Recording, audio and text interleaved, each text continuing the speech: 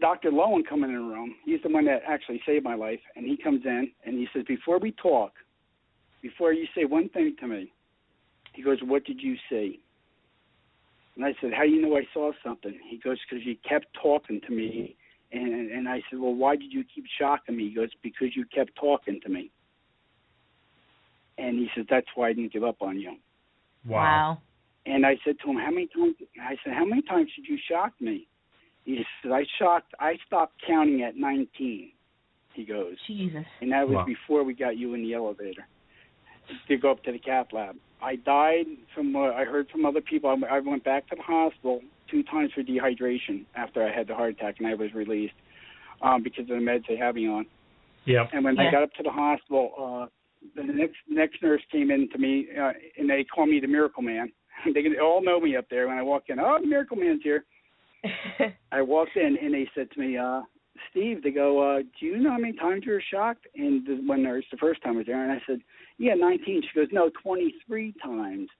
I said, oh, wow. Every time I see I come here, the number gets higher.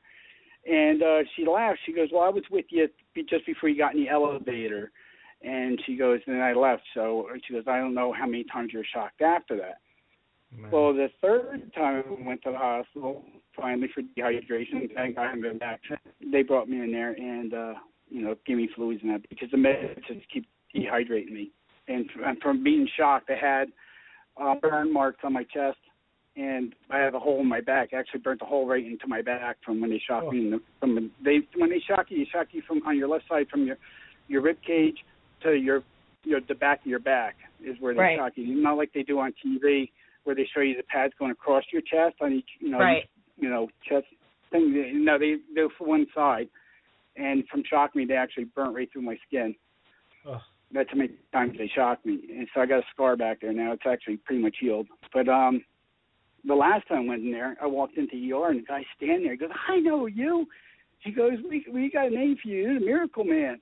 He goes, I was with you the whole time. He goes, I said, really? I go, yeah. He goes, well, let's get you into the room and get some fluids. And you get in the fluids. And then he comes in, the ER doctor comes in. He goes, hey, Doc. He goes, do you know how many times this guy was shocked? And the doctor goes, no, I heard about it. He goes, he was shocked 53 times, I counted. He goes, I was with you from when you walked in, when you came in on the stretcher in ER till the time you went to ICU. He goes, I was with you the whole way. I counted everything. He goes, do you remember screaming in the elevator? I said, no. He goes, they were shocking you while you were awake. And I said, I don't even remember being awake. He goes, do you remember shaking hands? I said, no. He goes, every time we shocked you, you would shake someone's hand and say, thanks for saving my life. And then they shock you again. You keep doing that. I don't remember doing that. Wow. I don't remember any of it. The last thing, like I said, I remember is them cutting my shirt off and then waking up in ICU. And, so I'm waiting to get back to Dr. Lowen's office on the 27th because he was starting to tell me. And then the other people had to come in and do my blood pressure and do other tests on me and blood tests, so he had to leave the room. So we're going to have a discussion in his office on the 27th, and he's going to tell me exactly what I said to him when I was being the stent put in and all, because he said I was talking. And that's why he came in the room and had said to me, what did you see? That's the first thing he asked me. And he's a cardiologist. And I said, how do you know? He goes, because you were talking to me. So I'm wondering what I was saying to him. Because I wasn't there. I was in a total different dimension. I wasn't where they were. I wasn't over myself or nothing. I was just in this space. And I'll tell you what, Mark, it was so calm and peaceful and loving when you're up there. It's like you don't want to come back. You don't want to come back here.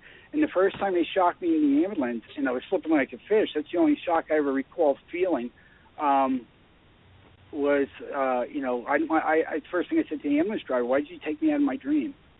And he goes, what? He goes, I just brought you back. Because I had gone to that place where first I saw the photographs going by, and, it just amazes you. And am I scared to die now? No. Because I know I experienced it, yeah. So that fear is gone.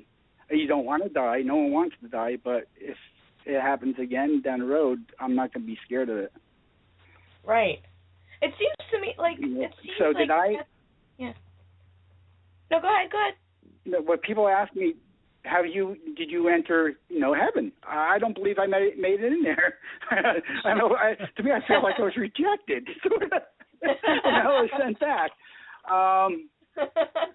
The thing I also want to say to people is I am diabetic. So if you're diabetic, please watch your sugar. Sugar did have a big part of this.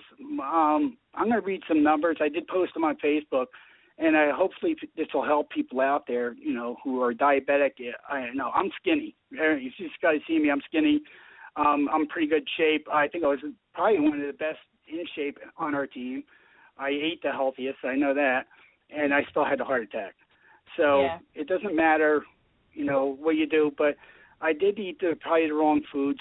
Before I went in, my cholesterol number was taken on 2/10/2015. Now, needless to say, there was a mistake by a doctor's office. I can't mention the name.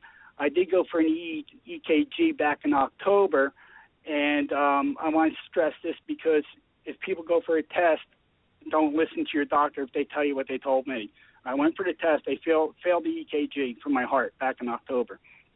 They go by an ultrasound, too, nowadays.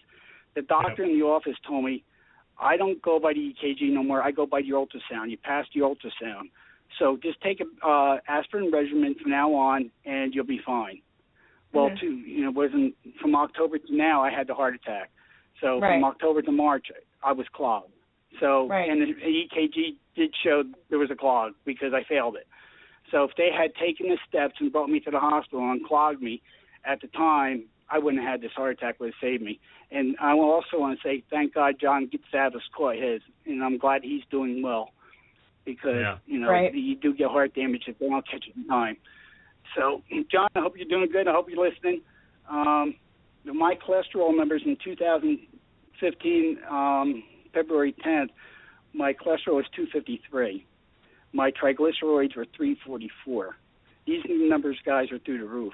36 for my HDL. My VLDL was 69, and my LDL cholesterol was 148. That's before the heart attack. Wow. Now, this is another thing that amazed the doctor. 4 weeks after coming out of my stent, my cholesterol went from 253 to 118, which is perfect. My triglycerides went from 344 to 141. Wow. And my HDL is now 36, which is good cholesterol, 38 now it's at.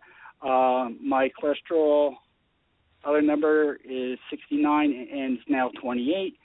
And my bad cholesterol went from 148 to 52. Wow. And I also dropped my sugar number from 9.2 to 7.0.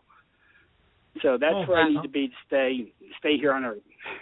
Right. I'm just telling people, they said there's nothing with the veins popping out that even the cardiologist says that he doesn't think that had anything to do with the heart attack. But I'll tell you what, they haven't popped out since. Wow. So it's something they're going to look into now. Yeah, it's almost as if your body was telling you in a certain way. Your body was trying to hello, hey, something's not right. But my question is, after, so it's March 31st, so we're less than 2 months essentially. How did your numbers drop so drastically? Your cholesterol and all that. What did you do? Because you said you were relatively healthy in the first place. So, what did you have to change?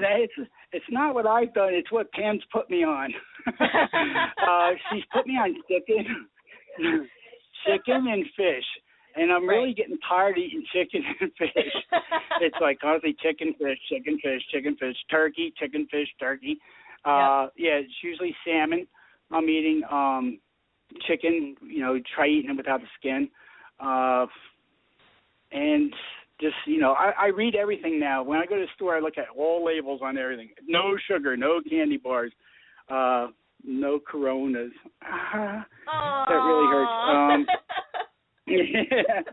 The drinking, the blood thinners and everything else is pretty much what I'm on now. So, but I'm here, so I can live without the alcohol.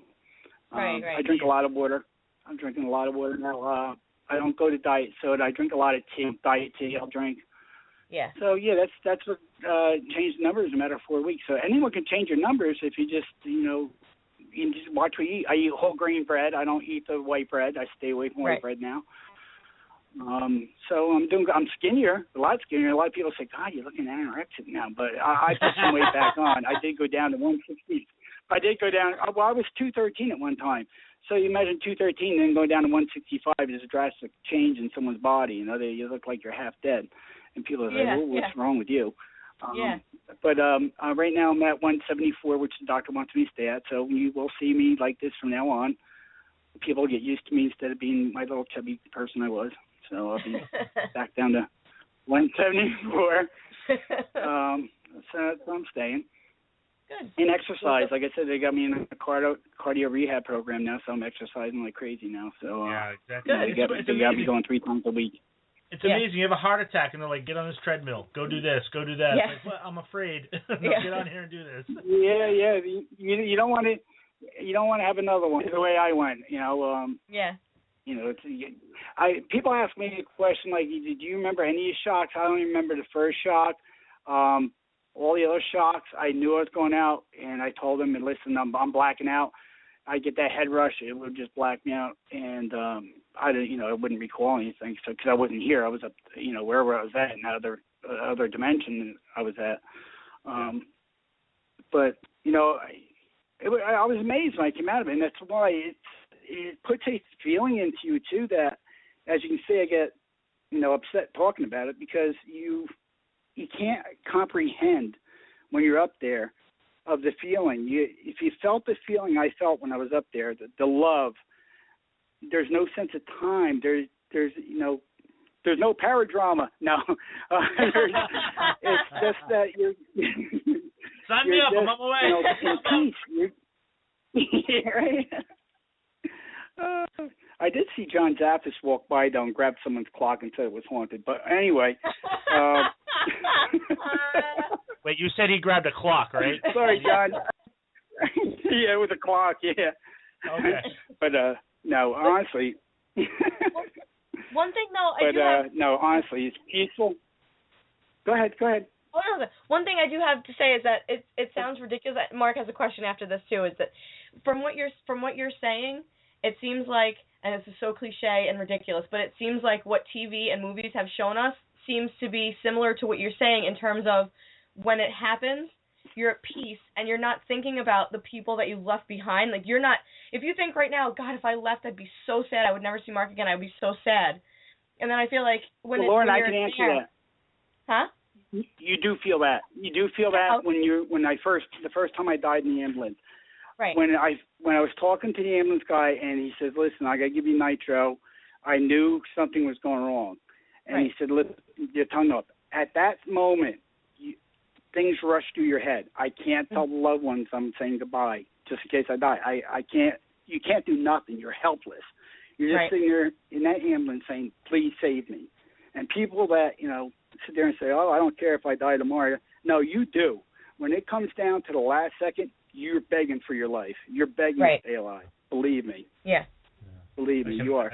Everything's flashing in front of you, and you're saying to yourself, you're saying, "Save me." That's what I said to the ambulance driver. I said, "Please, don't let me go. Save me. I have a house. I'm buying. I have plans. I have things I want to do. Going to be born. Yeah, I have plans. I just said, my grandson's going to be born.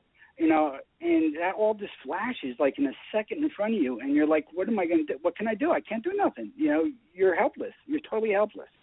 Well, Steve, I do want to tell you, in our chat room, we have your boys. We have Eric in here, Flip's in here, and Mike's in here, and they've been tearing you up and down in here, having a good time on your behalf. The jokes are flying. I'll tell you that. Flip has graciously said the rest of the team will split your Coronas, so don't worry about that. And